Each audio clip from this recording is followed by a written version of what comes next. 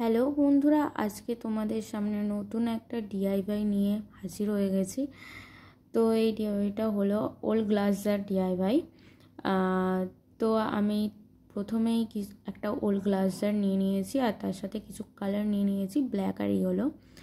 তো গ্লাস জারের ওপর আমি সিম্পল কিছু ফ্লাওয়ার ড্র করেছি, যেটা ব্ল্যাক পেটালস রয়েছে, এরকম করে ফ্লাওয়ার দিয়ে পুরো ভর্তি করে দিয়েছি।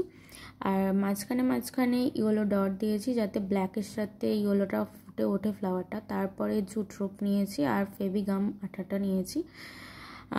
তার সঙ্গে ওই জারের মুখটাতে আমি পেঁচিয়ে জুট রোপগুলোকে লাগিয়ে দিচ্ছি। আর দেখতে পাচ্ছ আঠার সাথে লাগাচ্ছি, তোমরা চাইলে হট গ্লু গান দিয়ে লাগাতে পারো, তাহলে ওটা পার্মানেন্ট হবে। এটাও পার্মানেন্ট হবে, তবে একটু স্টেবিলিটি নিয়ে সন্দেহ আছে। হট গ্লু গানটা দিলে কোথাও থেকে খুলে আর পড়ে যাওয়ার চান্সেস নেই, তো আমি এখন আর হট গ্লু গানটা ইউজ করলাম না। তো দেখতেই পাচ্ছ সামনে আমি বো করে দিচ্ছি।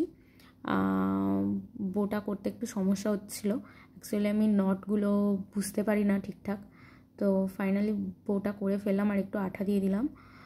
তো কাটিং করে দিচ্ছি। আর কিছু ওই দড়িগুলো থেকে না প্রচণ্ড ওই জুটের দড়িগুলো থেকে সুতো সুতো কিরম একটা বেরোয়, তো তার জন্য একটু আঠা দিয়ে পুরোটা করে দিলাম আর কাটিং করে দিচ্ছি যাতে একটু সুন্দর দেখতে হয়।